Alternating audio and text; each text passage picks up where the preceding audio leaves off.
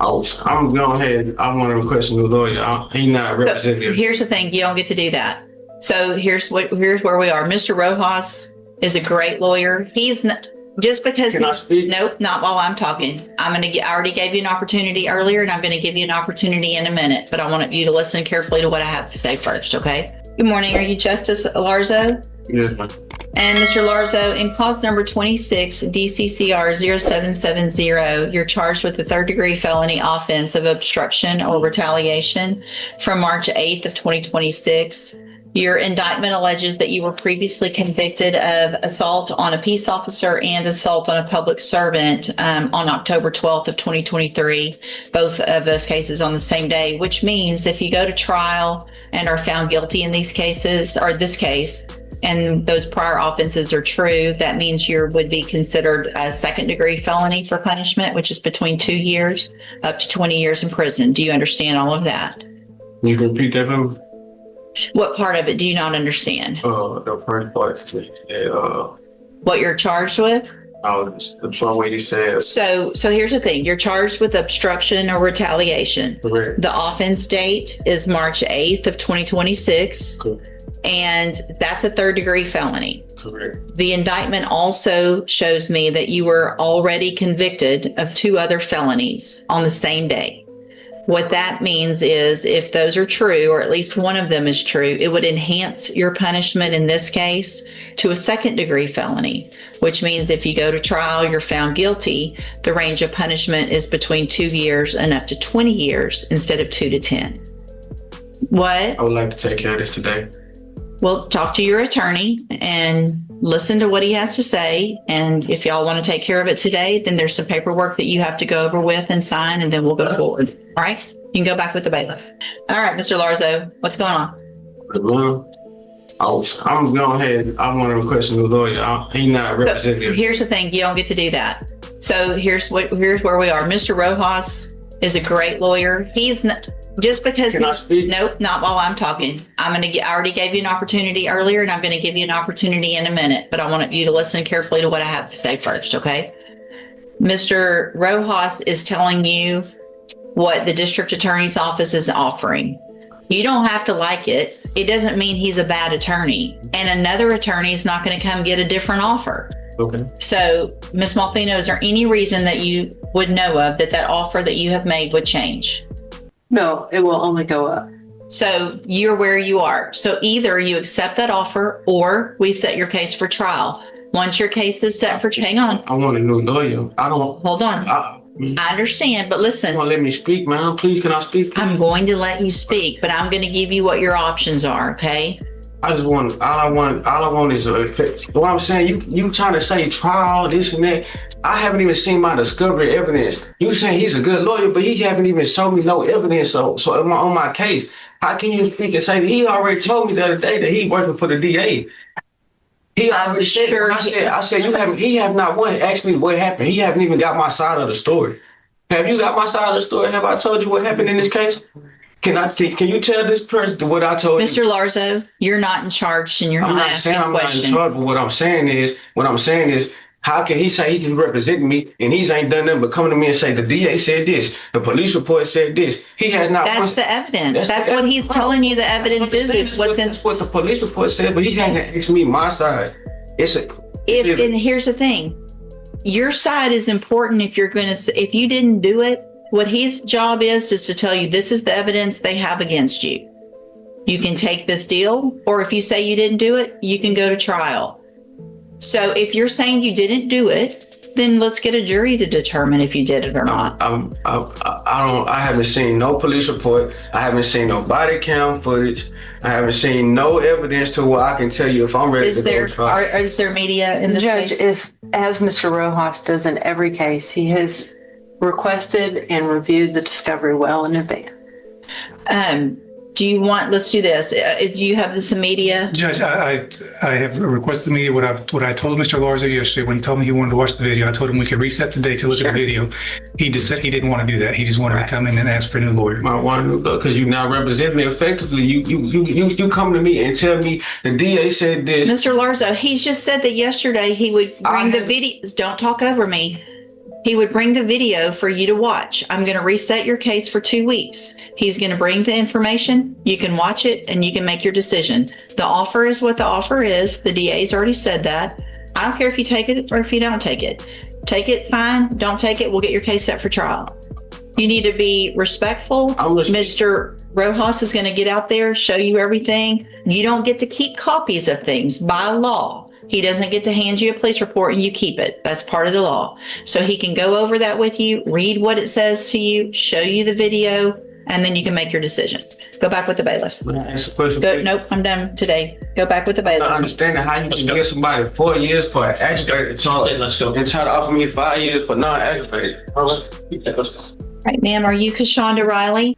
I know it's a big ask, Judge, and it's not something that the court, I think, probably is leaning toward, but we're asking the court to consider probation in all these cases. Ms. Riley is 27 years old. She's got 2 young kids at home. As you can see from the PSI, most of her previous offenses are theft or some type of deception cases. And certainly she's old enough to know better. She should know better. I think if you look closer at her background, it's a situation where she never really had a chance to get any kind of direction in her life. She was placed into CPS custody when she was 3 months old. I think she lived with her aunt until she was 14. I think all that time, or most of that time, her mother was in prison. And when her mother got out of prison, Ms. Riley went back to live with her mom. From 14 to 17. At 17, she ran away from home. And I think her father's in prison now. I don't know how long he's been in prison, but he's in prison now. I think the easy thing to do is to go ahead and send her to the state jail. Not only for the court, the easy thing for Ms. Riley would be to send her to the state jail so that when she gets out, her slate is clean. She starts all over. I don't know that that's going to... I think if that happens, Judge, she's probably going to be back in the same place she's at, committing offenses, committing more thefts. What I'm asking the court to do is consider probation with possibly ISF, the cognitive track of ISF, so that she can get some direction, hopefully start learning how to make better decisions, and get her life onto the right track. You were on probation. You've had 1, 2, 3, 4, 5, 6, 7 probations. 7. You were given a probation for this felony, and 4 months later, you picked up 2 new theft cases. You've had every opportunity for whatever help it is that is out there. It's not like you've just taken time and not had opportunities with probation to help you.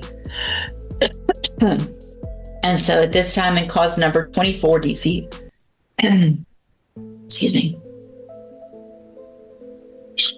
24, DCCR 1778, I'm going to find that you entered your pleas of true, freely, and voluntarily. Find those counts true. Find sufficient evidence to find you guilty, and at this time find you guilty of theft of property. Sentence you to a term of 15 months in the state jail prison. You will receive credit on that sentence for any time that you've been in custody that the law gives you the right to receive. Cause number 26, DCCR 0210. Find that you pled guilty freely and voluntarily. Find sufficient evidence to find you guilty, and at this time find you guilty of theft of property. Sentence you to a term of 15 months in the state jail prison. You will also receive credit on that sentence for any time that you've been in custody that the law gives you the right to receive. And then finally, in cause number 26, DCCR 0211, find sufficient evidence to find you guilty of theft of property, find you guilty of that offense, sentence you to a term of 15 months in the state jail prison. You will receive credit on that sentence for any time that you've been in custody that the law gives you the right to receive. These cases will run concurrently, which means together at the same time. I'm handing you the trial court certifications in each of those cases that shows that these were agreements that I followed, so you waived your right to appeal. I also handed you a written admonishment regarding your ineligibility to possess a firearm or ammunition. Because of the judgment entered against you, you're ineligible under Texas law to possess a firearm or ammunition. Possession of a firearm or ammunition could lead to charges against you. If you have any questions about the laws that make you ineligible to possess a firearm or ammunition, or about how long that lasts, you can talk with Mr. Rojas. There's a real easy way for you to stop being incarcerated, and that's to stop stealing.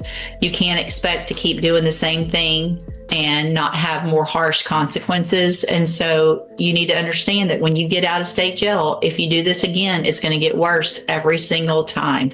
So if you want to be there for your kids and break the cycle, then that's going to be up to you to break that cycle. All right. So Mr. Mink, in cause number 23, DCCR 1851, I have a motion to revoke your unadjudicated probation. Shows that you were placed on probation July 1st of 2024 for the third-degree felony offense of evading arrest or detention with the use of a vehicle. And that was a 4-year deferred probation. Is that correct? And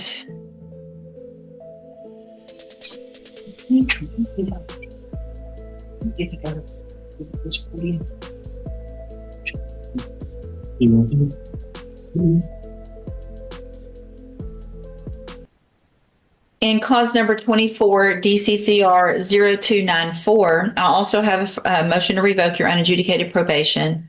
Shows that you were placed on probation July 1st of 2024 for aggravated assault with a deadly weapon, a second-degree felony, and that was a 6-year deferred probation. Is that correct?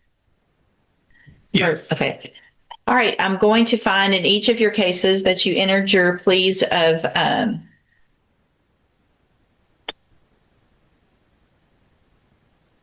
pleas of true to counts 1 in the one case and then 1, 2, and 3 in the other, freely and voluntarily. Find all of those counts true. In cause number 23, DCCR 1851, find sufficient evidence to find you guilty, and at this time find you guilty of evading arrest or detention with the use of a motor vehicle. Sentence you in accordance with your agreement to a term of 4 years in the institutional division of the Texas Department of Corrections. You will receive credit on that sentence for any time that you've been in custody that the law gives you the right to receive. And then in cause number 24, DCCR 0294, find counts 1, 2, and 3 true. Find sufficient evidence in that case to find you guilty, and at this time find you guilty of aggravated assault with a deadly weapon. Sentence you in accordance with your agreement to a term of 4 years in the institutional division of the Texas Department of Corrections. There will be an affirmative finding of a deadly weapon in that case. The two cases or the two sentences will run concurrently, which means together at the same time. Shows that you were placed on probation January 25th of 2023 for the third-degree felony offense of obstruction or retaliation, and that was a 3-year deferred probation. Is that correct? The motion alleges that you violated your probation. Is that 1 through 5? It is, Your Honor. Count 1 alleges that you provided a urine sample June 26th, October 15th, and November 17th of 2025 that tested positive for tetrahydrocannabinol. And is that true or not true? Yes, ma'am. True. That's marijuana. Yes, ma'am. True. Okay. Count 2 alleges that you failed to successfully complete the GED program as directed. Is that true or not true? True. Count 3 alleges that you failed to abstain from the use of any and all intoxicating substances, including alcohol, and that you tested positive for alcohol June 26th and October 15th of 2025. And is that true or not true? True. Count 4 alleges that you failed to submit to alcohol or drug screening October 14th of 2025. And is that true or not true? True. And then count 5 alleges that you failed to successfully complete the moral recognition therapy program. Is that true or not true? True. Did you enter your pleas of true to counts 1 through 5 freely and voluntarily? Yes, ma'am. And did you plead true to those because they're actually true? Yes, ma'am. I have here on the tablet some documents that have your signature on them that the state's marked as exhibit number 1. Before you signed these, did you go over them with Mr. Rojas? Yes, ma'am. Do you fully understand them? Yes, ma'am. And do you understand, if I follow the agreement that you've made with the district attorney, that you will be waiving or giving up any right to appeal? Yes, ma'am. And it looks like the agreement is for me to continue your probation and extend it for 2 years. Order that you enter and successfully complete the JCDI program, which would also include a drug patch. Is that your understanding? Yes, ma'am. State tenders number 1. No objection. It's admitted any evidence that Ms. Berdine is not competent. No, Your Honor. So I'm going to find that you entered your pleas of true to counts 1 through 5 freely and voluntarily. Find those counts true. Find sufficient evidence to find you guilty and revoke your probation, but I'm not going to do that. I do want to get an updated report. So we need to figure out between now and then what I can do between now and then. I just want to make sure that probation also agrees that that's all of the treatment and everything that's necessary. I'm willing to set a bond, and she's on probation. She can go ahead and start those programs, but I want to make sure, I think, that we're covering everything, if that makes sense. Judge, she's been incarcerated for a while. Would the court consider a PR amendment? Yeah. So what I'm going to do, Ms. Verdine, is I'm going to reset your case for sentencing. I'm not going to sentence you and extend it today. We're going to do that later. But I am going to reduce or set a bond for you in the amount of $1,000, but make that a personal bond, which means you don't have to pay any money. You're just going to get out of jail. You're still on this probation. You're required to do everything, including starting that JCDI program. You have to have a drug patch on within 24 hours of your release from custody. If you don't do that, I don't have to go along with this agreement when you come back. If you test positive between now and then, you're going to be right back in jail. Do you understand? Yes, ma'am. You can talk to your probation officer about where to get that drug patch. They'll help you with that, and then we'll see you back at sentencing, okay? Yes, All ma'am. right, you can go back with the bailiff. I have a question. Hang on just a second. Is the drug patch right now just going to be a condition of a bond, or? It's going to be both. Okay. It needs to be a condition of probation and bond. Yes, ma'am. I forgot what I was saying. Sorry. So I forgot.